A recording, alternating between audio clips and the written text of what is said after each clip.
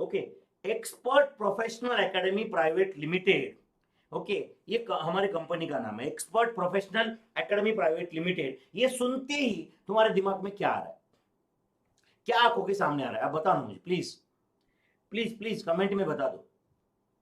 Yes, क्या आ रहा है, ये नाम सुनते ही क्या आंखों के सामने आ रहा है? एक्सपर्ट का लोगो आ रहा है, विनोद रेड्डी आ रहा है, क्या आपके आंखों के सामने आ रहा है? Yes, face to face classes in Pune दिमाग में आ रहा है, विनोद रेड्डी सर दिमाग में आ रहे हैं, विनोद सर, ऐसा कुछ सोच रहे हैं। ओके, ओके, गुड गुड, सब लोग ध्यान दो अभी। अब मुझे बताओ, क्या ना से एक्सपर्ट एकेडमी का success is dependent on teachers at expert, do you agree on this? Do you agree on this? Expert academy का success is dependent on teachers at expert, do you agree? Teachers, अच्छा, आपको लग रहा है sir सिर्फ teacher पे success dependent नहीं है, तुम्हारा स्टाफ कौन है, सेल्स का स्टाफ क्या है, अकाउंटिंग का स्टाफ क्या है, स्टूडेंट के साथ जो डील करते हैं वो स्टाफ कौन है, करेक्ट, आपका वेबसाइट कौन हैंडल करता है वो स्टाफ कौन है, आपकी पैकिंग कौन करता है वो डिपेंड, करेक्ट है। तो कहीं ना कहीं नो डाउट एकेडमी का फेस टीचर है, बट बैकएंड में जो काम कर रहे हैं उन पे भी हमारा सक्सेस डिपेंड करता है कि नहीं, आप बताओ मुझे। अगर आप इंक्वायरी के लिए फोन कर रहे हो एंड इधर से रूडली बात कर रहा है कोई, आप बोलोगे नहीं यार ये खराब एकेडमी है।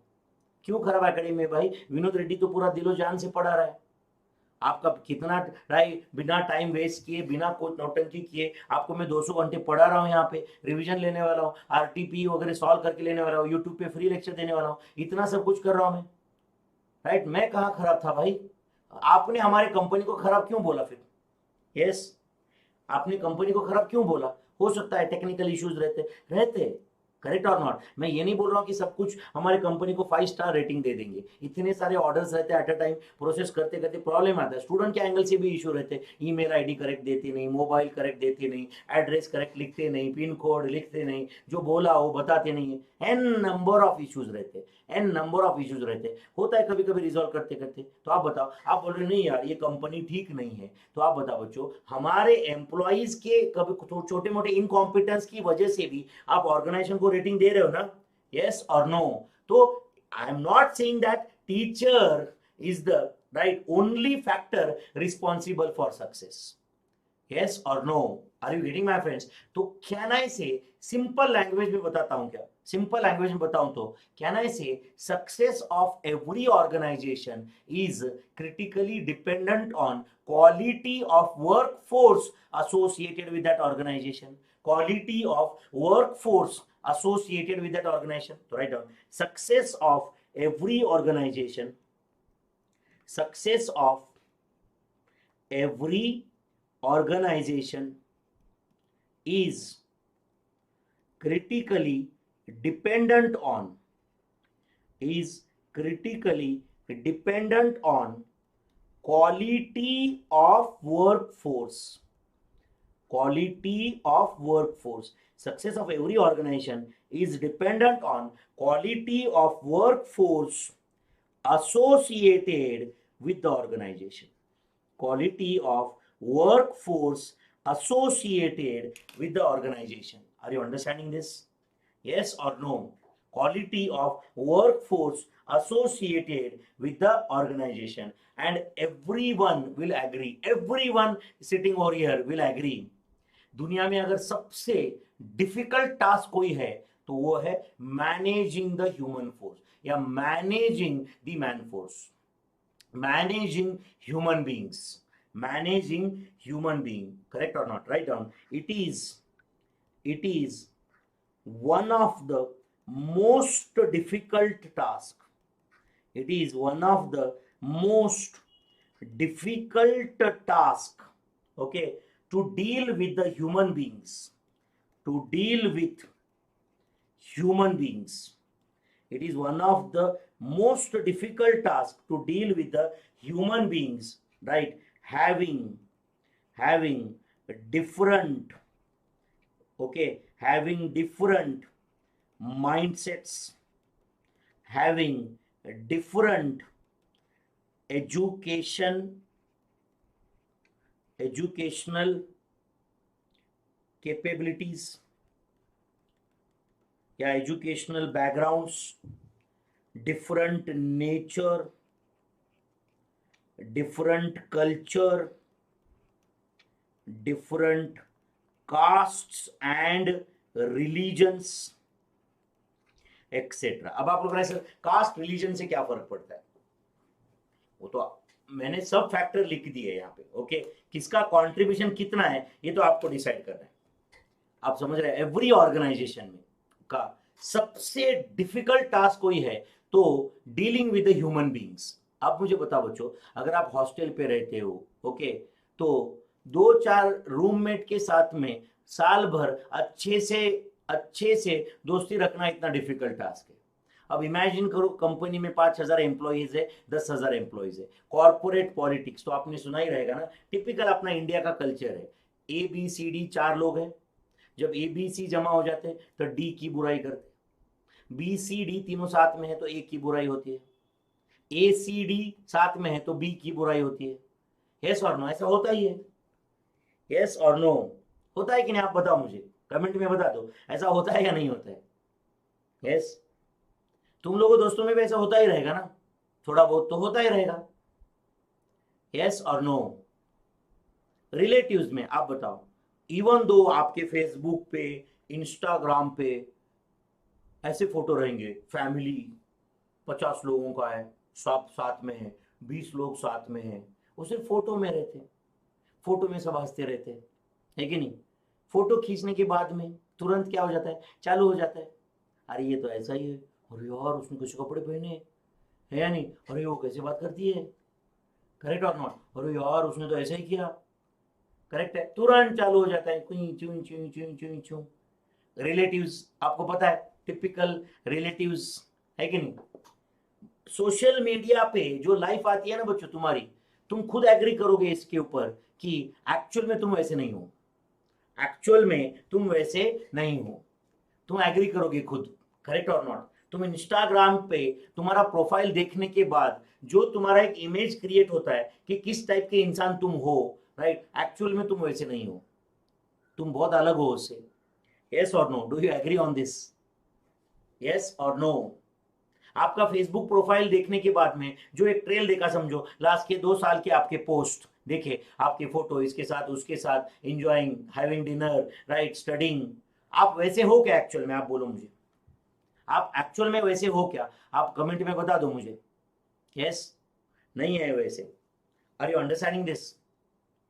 एम्प्लॉयज के साथ में, राइट, कैसे डील किया जाता है ऑर्गेनाइजेशन में, कैसे डील किया जाता है, आप समझ रहे हो क्या? अलग अलग एम्प्लॉयज रहते हैं, सबका अलग अलग माइंडसेट रहता है, किसी को पैसे से प्यार रहता है, किसी को थोड़ा पैसा कम रहा तो भी चलेगा बट उसको इज्जत चाहिए रहती है, किसी को दोनों चाहिए रहता है, आप समझ रहे हो या नहीं? किसी को, राइट, सिर्फ उसका वो ईगो को बराबर, राइट, फर्टिलाइजर चाहिए रहता है, पैसा थोड़ा कम ज्यादा रहा तो चल सकता है। अलग अलग टाइप के लोग रहते हैं, अलग अलग टाइप के लोग रहते हैं, आपने आपके रिलेटिव्स में देखे रहेंगे, अलग अलग टाइप के लोग रहते हैं। यस और नो? अलग अलग टाइप के लोग रहते हैं, राइट। किसी को, राइट, आपने थोड़ा बहुत रिस्पेक्ट दे दिया फिर आपकी रिटर्न में तारीफ करेगा, आपने थोड़ा सा कुछ कर लिया, राइट, वो आपकी तारीफ नहीं करेगा, अलग अलग नेचर होता है। तो आप मुझे बताओ बच्चों, it is very difficult task to, right, deal with the human beings, it is very difficult task, right. तुम उनसे बहुत अच्छे से रहो, राइट, कुछ लोगों के साथ वो तुम्हारे कंधे पे बैठेंगे एंड कान में सुसु करेंगे, करेक्ट है। उनके साथ खराब रहो, राइट, तो भी प्रॉब्लम है, अच्छा रहो तो भी प्रॉब्लम है, करेक्ट और नॉट? बहुत अलग अलग टाइप के लोग रहते हैं। मैं ये नहीं बोल रहा हूं कि मैं बहुत अच्छा हूं, राइट, तुम भी एक कैरेक्टर ही हो ना, करेक्ट, मैं भी जैसे एक कैरेक्टर ही हूं, करेक्ट और not, right? Are you understanding this? In fact, every person is different. Every person is different. एक ऑर्गेनाइजेशन में जब 7 लोग बैठे, यहाँ पे 10 लोग बैठे, 15 लोग बैठे, सबके ख्यालात मैच होंगे, सबका फिलॉसफी मैच होगा ही, कोई जरूरी नहीं है, कोई जरूरी नहीं है बच्चों। यस और नो? सबका। हम लोग टीचर बैठते हैं, साथ साथ में देखते हैं कि, राइट, ये ऑर्गेनाइजेशन को आगे जाने के लिए हमने क्या क्या करना चाहिए, हम ब्रेनस्टॉर्मिंग करते हैं, हम सबका ओपिनियन कई बार अलग अलग रहता है, कई बार 2 लोगों का ओपिनियन एक है, बाकी के 3 लोगों का ओपिनियन अलग है, ऐसा हो सकता है। यस और नो? हर एक का भाई, हम लोग जो एसोसिएटेड टीचर्स है ना बच्चों, हम सबका भी ओपिनियन सेम रहना जरूरी नहीं है, सेम रहना जरूरी नहीं है बच्चों, करेक्ट और नॉट। मैं एक प्रिंसिपल्स पे, मैं कोई फिलोसॉफी पे बिलीव कर रहा हूं, जरूरी नहीं है कि everybody will agree on this, जरूरी नहीं है कि everybody will agree on this. Are you understanding this, right? हर एक पर्सन का नेचर अलग हो सकता है, एजुकेशनल बैकग्राउंड अलग रहता है, उसने जो पास्ट देखा है वो अलग रहता है, कल्चर अलग रहता है, उसने अपने फैमिलीज में क्या सीखा है वो करेक्ट रहता है, राइट? उसके रिलीजन कास्ट के हिसाब से, राइट, उसका कुछ माइंडसेट चेंज हुआ रहता है, right, as per the traditions, as per the rituals, ये जो भी कुछ है, राइट, इस पे ह्यूमन बीइंग का नेचर डिपेंड करता है बच्चों। Are you understanding this? Yes और नो? जैसे कि अगर मैं मेरे भाई के पास यूएस में गया था, तो वहां पे सीनियर जूनियर ऐसा कुछ था ही नहीं, वहां पे हर एक आदमी को दूसरे को नाम से बुला रहा है, काम कर रहे हैं, करेक्ट है? यहाँ पे अपने पास में अगर यहाँ पे आके कोई डायरेक्टली मुझे विनोद बोलता है, तो पहले मैं देखूंगा यहाँ पे, मुझे लग रहा है कौन है ऐसा जो डायरेक्टली मुझे नाम से बुला रहा है, यहाँ पे सर भी नहीं बोल रहा है, करेक्ट है या नहीं? या राइट, अलग अलग टाइप के लोग होते, अलग अलग टाइप का उनका ईगो होता है, ईगो के भी टाइप्स होते, करेक्ट और नॉट? तो ultimately summary of this discussion is, it is difficult task to deal with the human beings, it is difficult task to deal with the human beings. Do you agree on this or not?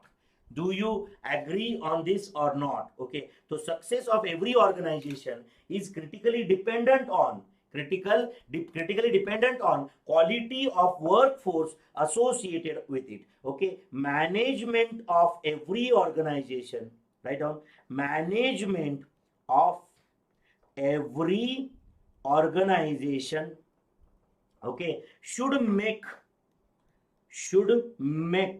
best possible use of available, should make best possible use of available workforce, of available workforce at minimum labor cost या at minimum employee cost. Cost कैसे कम से कम रखते हुए, right, हमने ज्यादा से ज्यादा utilisation हो, इस पे फोकस करना चाहिए। कॉस्ट कम करना इसका मतलब ये नहीं कि बस बिना क्वालिटी के वर्कफोर्स एसोसिएट करो बच्चों। यस और नो? अगर कोई 20 रुपए देके एक वर्कर आता है जो 100 यूनिट्स बनाता है हर रोज, एंड कोई 10 रुपए लेता है एंड वो 30 यूनिट ही बनाता है हर रोज, तो आप ये नहीं सोचने का कि चलो मैं 10 रुपए वाला रख लेता हूं क्योंकि वो कॉस्ट कम है। अरे बट 20 रुपए जो लेता है ना, वो 100 यूनिट बनाता है ना हर रोज की, अल्टीमेटली वो ज्यादा ले रहा है, बट वो ज्यादा बेनिफिशियल है ना तुम्हारे लिए। यस और नो माय फ्रेंड्स? कुछ जा रहा है क्या दिमाग में? तो you have to use the workforce in a best possible manner, my friends. Are you understanding this? Okay, then